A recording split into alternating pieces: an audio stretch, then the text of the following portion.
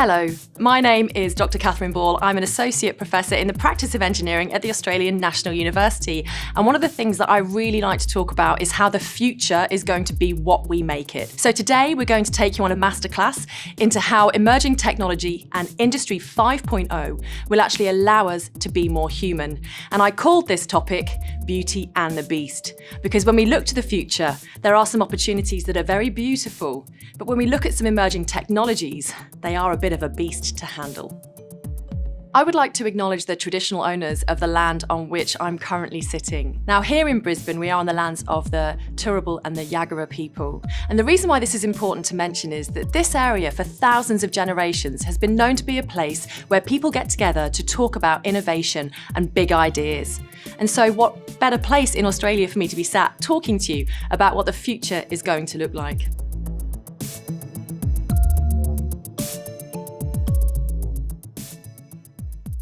Now, there's a word that you may have heard of, maybe in the movies, maybe in books, maybe just on social media, and that word is cybernetics. Now, cybernetics for me is probably one of the most fundamental and exciting parts of engineering and new and emerging technologies that we could possibly get our hands on. But what is cybernetics? Cybernetics is effectively a gathering of humans, technology, and the environment. And in today's masterclass, we are going to unpack what those three things really mean for the future. So if we want to live in a planet that is happy and healthy and sustainable, what can technology do for us? But where does the rub lie, as Shakespeare would say? Where are the potential issues around privacy and freedom, automation, artificial intelligence, and what is Industry 5.0? And at the start, we sit here now in the middle of something called the Fourth Industrial Revolution. Now, this is a topic that has been big inside the World Economic Forum and big inside universities, and everyone wants to talk about 4.0, 4.0. 4.0 is done. We now need to look at 5.0. When we jump to the next industrial revolution, which will happen in patchy ways across the planet, Japan already has, as part of their Abe economics, Society 5.0. Here in Australia, we are just starting to get to it. And I think actually the pandemic and how we come out of the pandemic is going to accelerate how we move from the fourth industrial revolution to the fifth industrial revolution. So what does that actually mean? Well, the fourth industrial revolution was all about all of the different sensors and all of the different types of technologies we have and how they speak to each other. So in Japan, with the Abe economics of Society 5.0, what they realized was to have economic success, we have to put people as the purpose. We have to get the reason why before we start thinking about technology. And so I'd like you to really think about technology, people, and environment as a convergent system. Systems-led thinking is going to be our pathway to the next industrial revolution. So Industry 5.0, in a nutshell, or a quote, is basically everything we've learned from all the technologies we currently have, but with the reason why, the reason for good, the reason for people, the reason for purpose, as the reason these technologies exist. We do not exist for technology. Technology exists for us. And I think unless we start owning this conversation, we're on a slippery slope to being owned by technology. And we don't really want that to happen.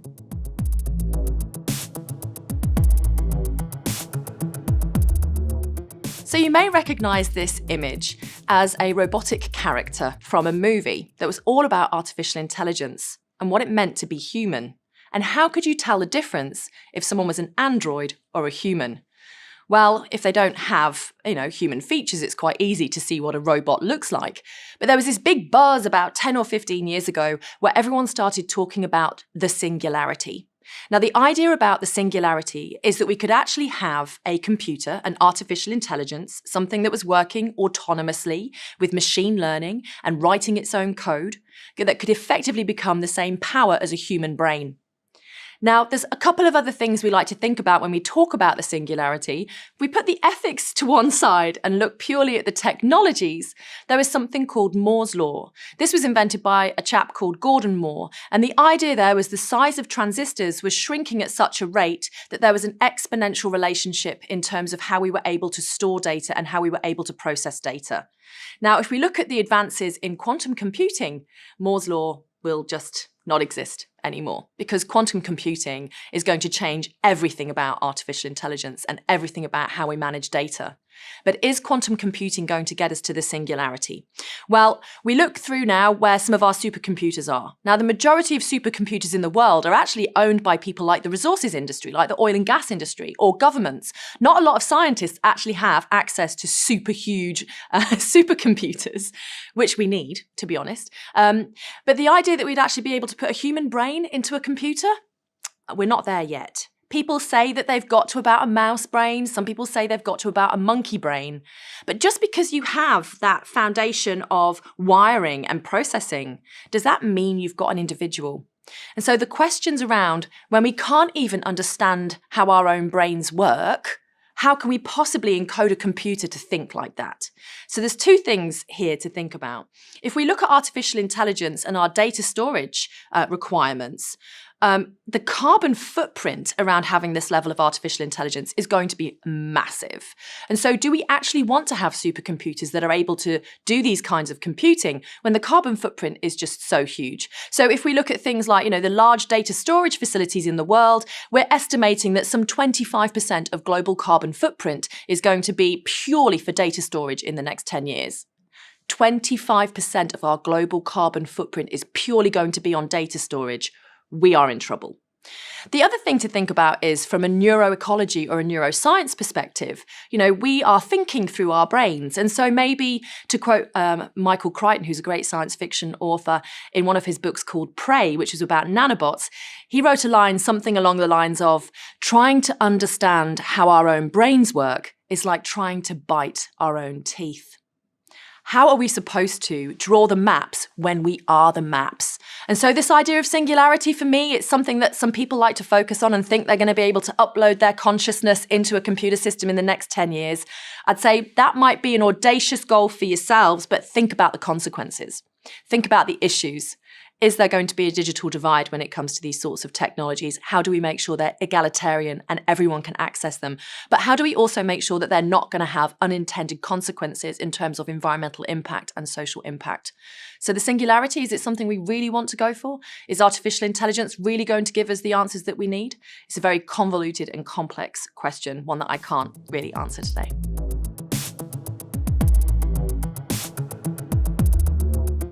So on this slide, you'll see we've got an image made of images. And this is a concept I'd like you to think about when we talk about artificial intelligence, bionics, and our own identity when it comes to how pieces of our data are stored.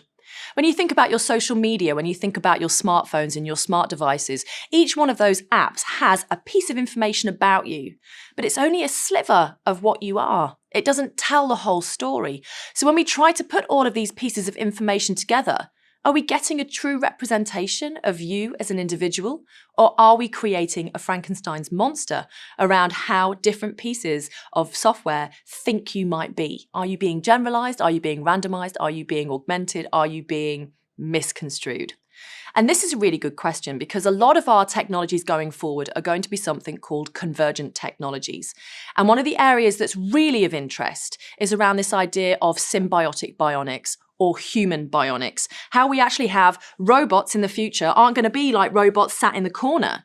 A lot of robotics in the future is going to be inside our own bodies or worn on our bodies. The future of wearables technologies aren't just going to be like watches on your body or rings or brooches or anything like that, or even contact lenses. They're actually going to be chips in your brain. They're going to maybe be 3D printed tissues where you're regrowing something that you need to have swapped out, which might sound horrific, but if you've got a disease, isn't it better if you grow your own cure? So the idea of bionics isn't just about replacing the human, it's about augmenting it potentially to a whole other level. A really great example of this that's been done in Australia is the not-for-profit Hear and Say that works with children who have hearing issues, and they work a lot with cochlear implants, but they also work with kids that have something called microtia, and that's when their ears don't fully form, and so they don't have a proper ear. So what happens is you can 3D print an ear to match their other ear, or you can 3D print ears so they can choose whatever ears they might like. You can 3D print them, maybe in their own tissue, and then even surgically replace their ear with a bionic ear. Now, the thing would be, that's great, you're going to replace the ear, but what if you could put bionics in that ear? What if you could give them a hearing capability that no regular human has? And so we could start conversations here about human augmentation. And so there are healthcare reasons why we would really want children who have hearing issues to be able to hear. Should they choose that that's what they want to do, they should be able to have a choice to have a bionic ear. But let's just flip this. What about the Olympics? How are we going to be able to tell if people are augmented using their own tissues or not? It's a whole new world around this idea of complex tech doping. How do we go from symbiotic bionics for healthcare reasons and all the reasons for good?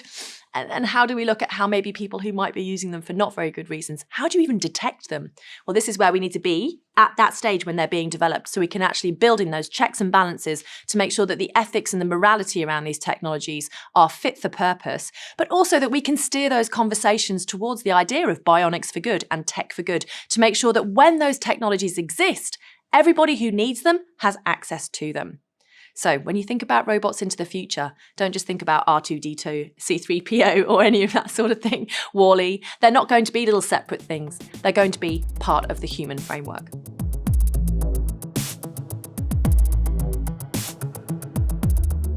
As you can probably tell, I am quite excited about emerging technologies and what their potential is for us as human society, and also for the protection of the environment and maybe even going to Mars. But one of the things I know is that we have to be very mindful when it comes to emerging technologies around something we call social license. So how do you make sure that the average person on the street who may not have STEM qualifications actually wants you to do the research that you're doing, actually cares about the robots that you're developing, but is also empowered to disagree with you? Now, as scientists and engineers, one of the things we love is a bit of active debate. What we don't like is fake news. I think that we're currently at a bit of a fulcrum here. We've got a bit of a seesaw going on in that we need to have better conversations about science, technology, engineering, and maths in the general population. We need to celebrate STEM the way we celebrate sports. But there's not going to be an easy way to have these conversations if people feel excluded from the conversation because they didn't necessarily study it at university. And this is where all of us, every single human being on this planet, has technology in their life and will have more digital technology going forwards. And so how do we make sure that we get a diverse range of people around that table? How we get all of the voices that we need to develop these technologies going forwards? How do we have that diversity of thought and ideas and ability to disagree, which is absolutely fundamental? We need people to call out when they see problems. Well, if you were to believe this slide, one of the easy answers is whenever you develop a robot, just put a rubber ducky on its head and put some googly eyes on it, because then everyone will think it's cute. But in fact, we do anthropomorphize technology. We tend to develop robots and technology so that it's acceptable for us to have them. So there are medical robots and caring robots and nursing robots that look very cute. They look very feminized, very cute, very like something that you would find quite cuddly and quite happy to have in your house. I'm quite excited to see the fashion houses and high fashion actually get their hands on robotics. Could you imagine, you sit in your house that's got gorgeous designer furniture in it, well, you can have a gorgeous designer robot in it. We need to make sure that these things go mainstream. We need to make sure that technologies, robotics, artificial intelligence are things, we call this digital literacy, that people actually have digital literacy, that it's a human right, that they have the literacy to be able to understand and disagree with the new and emerging technologies that are coming out. How do we do this? We need to get more media. How do we do this? We need to create more films, more short films. We need to have more journalists. We need to have more scientists that are able to communicate, and communicators that care about science. I feel like we are at this stage, especially with social media, at a place where I would like to see scientific and engineering champions celebrated the way we celebrate some of our film stars, social media stars, and our influencers. So if that's you, let me know. Happy to retweet or reshare anything on Instagram that you might be coming up with, because we need to talk about this more. We need to get market entry into how the media talks about science, technology, engineering, and maths. You can tell I'm a little bit passionate about that, but it's absolutely key. If my kids are going to be able to understand and disagree with technology going forwards, or agree with it, or help develop it, then they need to start learning about STEM skills before they turn 3 or 4. Once they hit school, then they're stuck in the school system, which is fab, but then you're reliant upon the school system. We need to get those conversations and those interactions happening with technology at a very young age. But also, my mum, I'd love my mum to learn more, get her to fly a drone, get her involved in more emerging technologies, because quite frankly, it's something we all have a right to be able to access.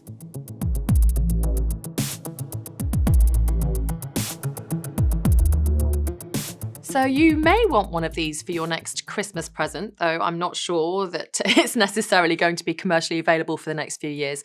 But exoskeletons are something that are a really great analogy in terms of telling a story about good technology and how technology has been built to help humans. So what are exoskeletons? Well, they're all different shapes and sizes. You can get them for your hands, your arms, your whole body. You can get them for just your legs. You can have them help you walk. You can have them help you heavy lift. But why are exoskeletons so important? Well, for me, this is actually where we start looking at profit and purpose in terms of a new way of looking at business models. So this is fundamentally the Industry 5.0 concept I was talking about. But when we look at our ASX 100 here in Australia, in our stock markets globally, where are tech companies making money? It's a really good question that I'm not going to answer. I'd say here's a little bit of homework for you. Where are your best performing tech stocks making money? Now, if you remove the defense conversation from this and you start looking at some of the new and emerging technologies that are incredibly profitable, healthcare is a massive source of investment, but also engineering and manufacturing. And so the idea that if you worked in a factory, if you worked at a car plant, if you were a nurse, if you were someone working in an aged care facility, anywhere that you had to lift or move heavy objects, the fact that you're not wearing an exoskeleton might mean that you need to question the health and safety operations of where it is that you work. Here in Australia, our health and safety legislation states that if there is a known or available kind of technology available, people don't use it, someone gets injured, then that can go all the way legally right up to the C-suite and to the board level. So board directors, chief executives, people that actually make decisions about what technologies are used in their businesses, these people now have a legal ramification if something goes wrong and they haven't been able to apply that technology. So exoskeletons, they're a technology that is literally exponential. They're, it's dog years. If you look back over the last 5 or 10 years in terms of exoskeletons, they have changed so much. There's a couple of things that are limiting factors for exoskeletons though, the primary one being batteries. So if you look at battery technology, and this is where we have to look at this again as a system. If you look at battery technology, that is where the carrying capacity, which is an ecological term, the carrying capacity of that technology hits its limit. We can't go any further because we need more power, but the batteries don't last long enough. Therefore, we need better batteries or new way of actually powering these exoskeleton suits.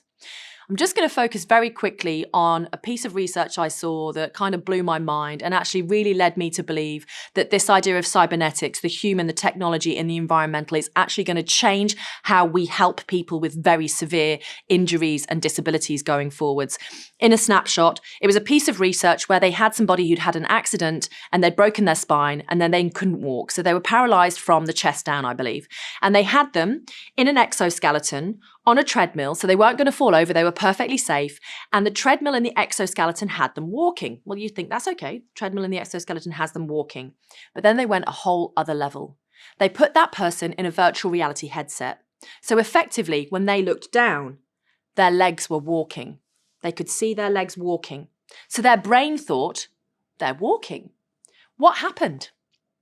Well, what we know is that nerves and neuroplasticity in the brain, neuroplasticity in our nerves, the ability for nerves to regenerate is an area that we're really just getting to grips with understanding. There's a lot of really great research happening in Australia around stem cells and using them to regrow nerve cells. And then add this to that sort of physical therapy. What was happening was nerves were regenerating. It's just so exciting. This could be a whole new level of physical therapy for people who may have been paralyzed in the past to be able to walk again. That for me got me sold. I want to learn more about convergent technology. I want to learn more about how you take an exoskeleton, take a treadmill, take a physical therapist, take a neuroscientist, take a virtual reality computer scientist and a gamer, and you put them all together around this patient and what that patient needs, get that why right, and you can create magic.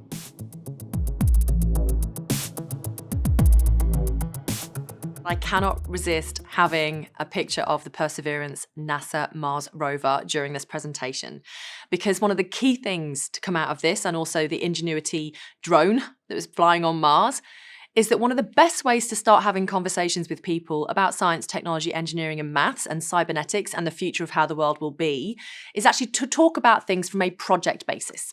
So rather than having wishy-washy conversations about potentials of this and potentials of that, ask yourself, what is the problem we're trying to solve and how do we use technology to get there, rather than what is the technology? Because quite frankly, the technology will come and go. The reason why you apply it is the key to why it actually exists. And this is the thing that will steer your mind when thinking about large and complicated theorem to actually finding a proper solution.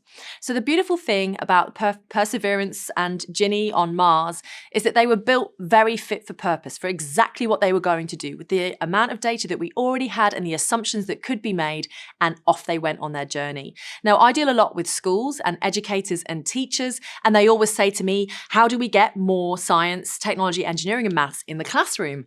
And one of my answers to them always is, choose a project. Choose something that the kids have to solve, because you can sit down and teach kids theory till the cows come home. But the best way to get children really engaged in STEM is to actually ask them to solve a problem. Now, one of the things that I sometimes do is I run like a mini designer drone competition. So if you want to do one of these at home, you literally just have to think, what's the problem I'm going to solve? What kind of drones and robotics technologies already exist? And how am I going to build something to fix that solution? And when I've been working with corporates and small children in primary schools, everything from haircut drones through to picking up golf ball drones, through to delivering me my coffee, thank you very much, drones, and also robots that will protect the Great Barrier Reef, that will clear up ocean plastic, that will help protect endangered species, through to actually pretending to be like birds to help other birds, wild birds survive. So looking at the idea of how STEM can actually be applied, for me, the idea of having a project-based high-level view of how we're going to get to the stars, how we're going to get to Jupiter, how we're going to get beyond our solar system. These big questions will be solved by people working towards a project-based outcome. And so sometimes when we look at some of the hard and difficult problems we face in the world, you might say this is too big a problem. So as an ecological modeler by PhD, one of the things we would always do when trying to look at a really complex problem is to take a step back. So when you look at a really huge, interdisciplinary, complex problem, go, right, okay, I can't fix all of that, but let me find one thing I can fix. Take a step back. What is the one piece that I can maybe answer that question? Maybe that will form a cascade to allow you to answer some of the other questions that you're looking at. So don't worry if you don't fully understand things like computer science and machine learning and artificial intelligence, because if you can understand why you're asking questions, or why you are questioning why technology exists or how it can be applied, you have a valid point. You have a valid question. There's no such thing as a dumb question when it comes to asking what technology can do, why it exists, and whether we would want it in our lives.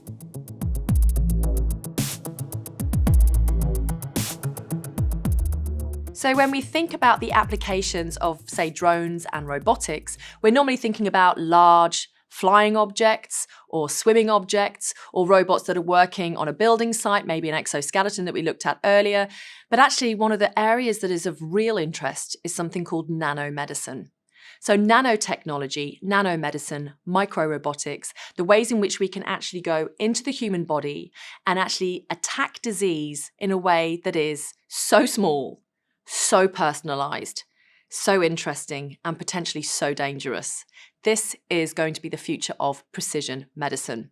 So will we have little bots swimming around in our body delivering medicine? Probably. Will we have DNA-based nanomedicine delivering thrombin bombs, particularly to different types of cancer cells?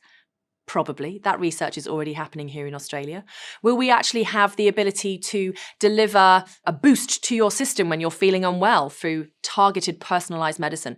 Yeah, probably. Will we have chemotherapy that you'll be able to target different types of chemotherapy treatments and know whether you're going to have a personally particularly bad reaction to that type of chemotherapy when you're fighting cancer, or actually this is a better type of chemotherapy to use? That already exists. When we start looking at some of how our immune system is going to be functioning, we take the pandemic lens, and we can even remove the pandemic lens and just think, how will we have a happier and healthier society? Nanomedicine is an area that is so exciting. It's an area that I'm really just starting to get my teeth into. But the fact that we could actually personalize things.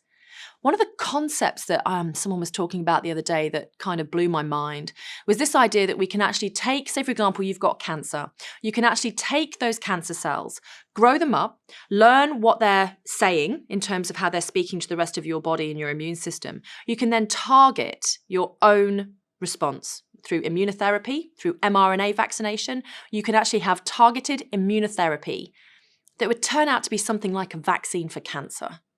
Now, I'm hoping that I see that in my lifetime. I've had cancer in my family, and I've had people win and lose the battles against cancer across my friends and family. I much prefer to see people winning those battles than losing those battles. And so if we look at the advances now in immunotherapy and nanomedicine, this is an area that robotics, artificial intelligence, machine learning, and data science is going to be absolutely fundamental to the success and acceleration of these technologies.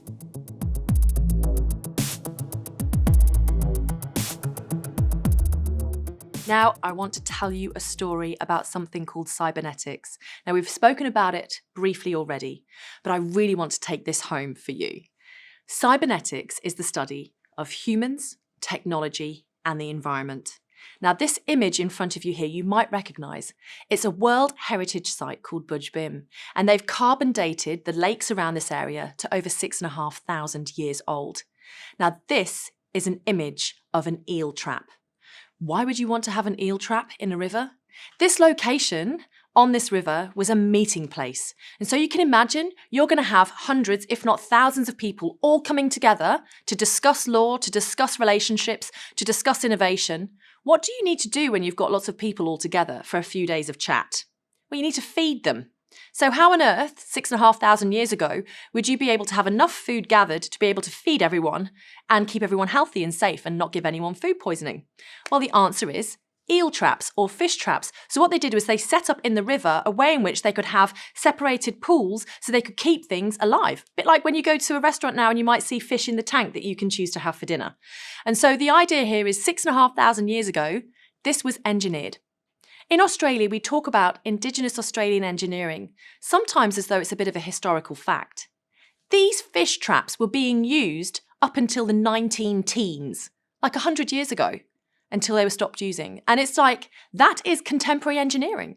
This is a game-changing piece of cybernetics. Technology isn't just digital. Technology is physical. Engineering is physical. And so if we look at the rules and the lessons that we can take from First Nations peoples around the world as we face the climate emergency, these are the people that are going to provide us the answers as to how we look at our land, how we look at how we live in a systems-led way. I get really excited looking at cybernetics and the future, but I actually feel quite humbled that the knowledge we have here in Australia is ancient. It's thousands of generations, and it's something that I'm looking forward to learning more about. So when we talk about the future, we've got to remember that the old is not necessarily historical. Sometimes it can actually be contemporary. And the future of how humans, technology, and the environment actually interact is something that we could actually learn a lot about from looking at our First Nations and our Indigenous Australian engineering.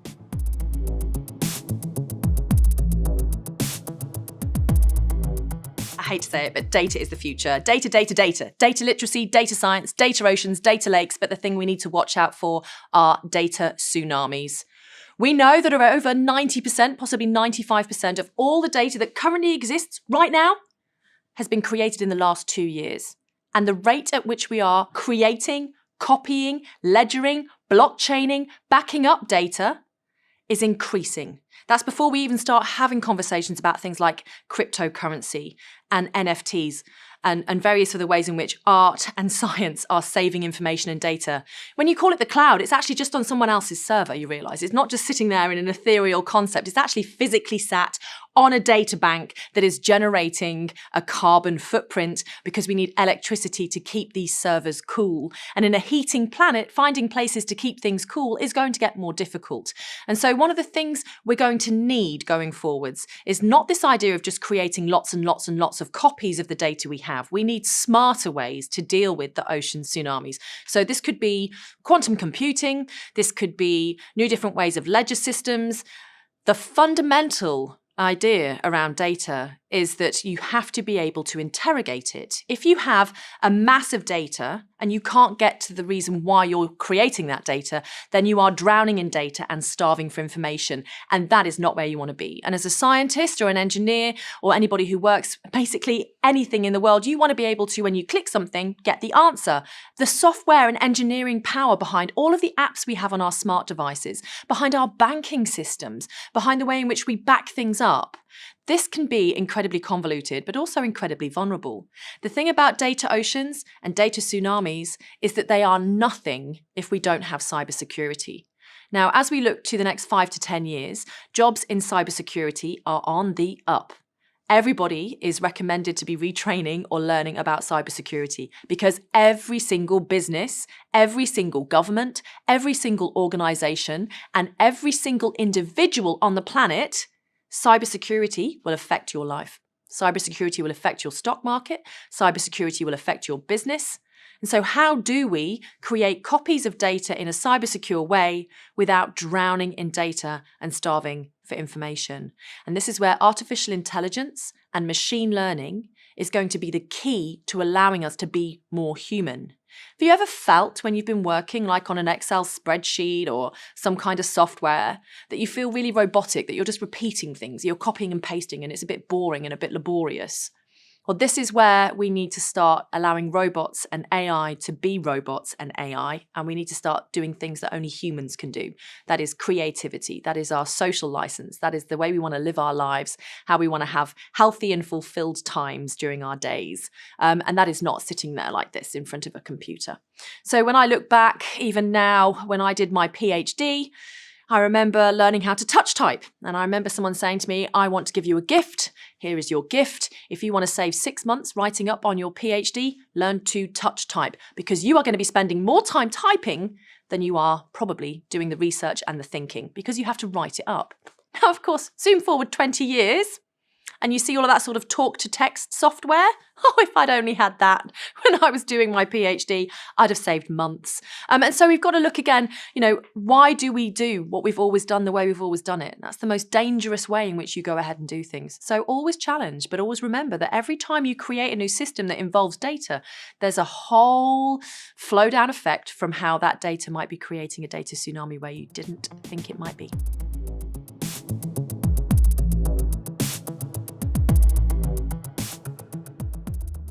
Okay, so this is where I may get emotional, but you know what? I'm human, and so therefore that is perfectly okay.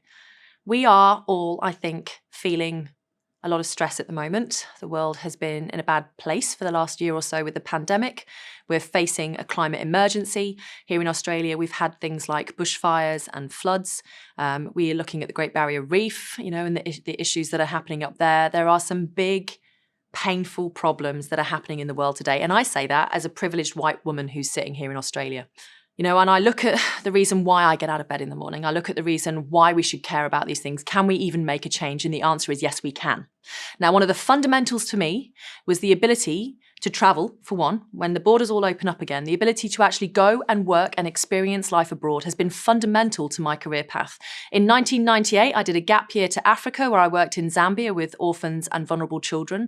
And then I traveled to Thailand as part of my year in industry, looking for novel banana species, which we managed to find one and register the genetics. And then when I came to Australia, I started working on some of the most mind-blowing and interesting projects that I never even dreamed I would have a chance of being able to work on. And so when I look at things like, the bushfire initiatives, when I look at things like environmental monitoring change, and I look at sitting around that table, I'm a working class kid from the Midlands in England. How on earth did I get to that place around that table? And I think the answer was because I cared, because I took myself off to a place and I pushed myself. I came to Australia to work with some of the most amazing people that I never thought I'd be sat around that table with. We're looking at some hard problems that we're trying to solve. But one of the key things is that unless you have a voice around that table, you're never going to be able to influence the change that's happening. You're never going to be able to get your ideas heard. And one of the best ways to do that is to get educated. And one of the best places in the world to get that kind of education is here in Australia. And I say that in deepest sincerity. I have 2 small children. I look at them and I look at their future and I look at what I want for their lives. And I basically sit and think, what should I do today? Some days. My works are a long love letter to my sons. I think about the planet that I want them to live in. I think about the life that I would like them to have and the opportunities that I would like them to have. And I'm so grateful that I can get my hands involved on some cutting edge tech and trying to solve some of these problems. But an education gave me wings. My PhD allowed me to live and work anywhere in the world.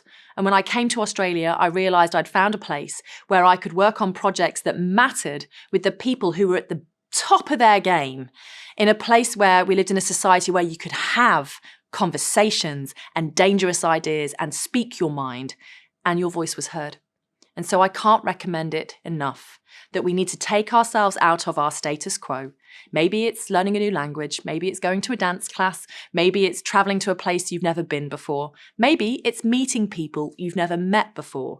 But by expanding yourself in a physical way, you expand your brain, and that means that you can think about things differently. You see the world through a slightly different lens, which means when you're sat around the table having a conversation about projects, you can add value to that conversation. It's just such a refreshing, interesting and exciting time to be working in Australia.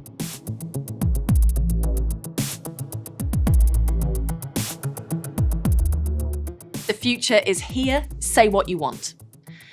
There was a great author called William Gibson who once said, "The future is already here, it's just not evenly distributed yet." And we can see that when we live our lives. We can see that there are patches of digital literacy, there are patches of digital excellence, there are patches of economic power, there are patches of government policies. There are ways in which people are able to accelerate technologies. Other countries haven't necessarily got up to speed. And so it's a bit of a disappointment to me, really. The game that this is all about is making sure that everybody has access, that the future is now, the future is already here. We just need to apply it. We need to say what we want. We need to say what we don't want. We need to know the difference between those two things. We need to understand the ramifications of how artificial intelligence might affect our lives. We know that AI, for example, could help us cure cancer, but we also know that AI could potentially be involved in propaganda and control. We know that drones, for example, can deliver vaccines. We also know that drones can fire guns and blow things up. We know that when we look at planet Earth and planet Ocean, there are patches of people who are on the cutting edge, but that's not equally available around the world. When we look at food security, when we look at satellite communications, when we look at flying to Mars, not everybody has the same fair go. The point is, these technologies are already here. What do we want to do with them? The key to this, like I've mentioned already, is convergence. But the key to this is also divergence. We're so focused on having everything in one little device. We're so focused on having everything talk to each other. What happens if we don't? There's a reason why I don't wear a smartwatch. I don't want to necessarily have information constantly pinging at me. I don't need notifications all the time. There's a very famous fashion designer called Dame Vivienne Westwood, and Vivienne Westwood refuses to have phones or radio or TV or anything inside her makers' spaces, because she wants to be able to think. And so there's a balance to play here. And how can technology actually help us be more healthy, be more human, be more social, be all the things that we want to be, have more fun in life without becoming a burden upon us? And so there's a balance here. We do not exist for technology. Technology exists for us. And that is the lens at which we have to look through all new, emerging, converging, diverging types of technology that are coming out. When we think about global SATCOM's capability, do you ever think about space junk? When we look at all of our wonderful digital systems, do you ever think about cybersecurity? When we look at all the ways in which we can look at human health, do you ever think about where people become uninsurable? When we look at how people insure their houses or their cars or get health insurance, have you heard of explainable AI? That's the future when it comes to insurance, by the way, explainable AI, and probably also our banking systems. A lot of people like to see these technologies, things maybe they don't fully understand, as some great panacea, but they're not. They can actually bring as interesting difficulties as they can solutions. But the point is, we have to be around the table having those conversations. And as academics, we have to be opening up education opportunities for people like yourselves to come and experience what these technologies actually look like, what they could mean, what they could be, and also to challenge the assumptions around the economics, to challenge the assumptions around the governance, to challenge the assumptions around the politics of some of these technologies. Final question for you today. When you download an app on your smart device or on your computer, do you read the terms and conditions? I'm not suggesting it's something that you want to do maybe on a daily basis because it's a bit hardcore. There's a lot of T's and C's inside some of those apps. But do you really know what you're signing up for? And so when it comes down to how future technology is going to be applied, we have personal responsibility and personal control over how we allow technology into our life. Do you wear an analog watch or a smart device? Do you have your notifications switched on or off? Do you have smart devices in your home that are listening to you? Do you have ways in which your data is being collected that you didn't know about? Do you own your data? Do you have privacy anymore? All of these things for me are very interesting conversations that are not yet set in stone, but we're running out of time.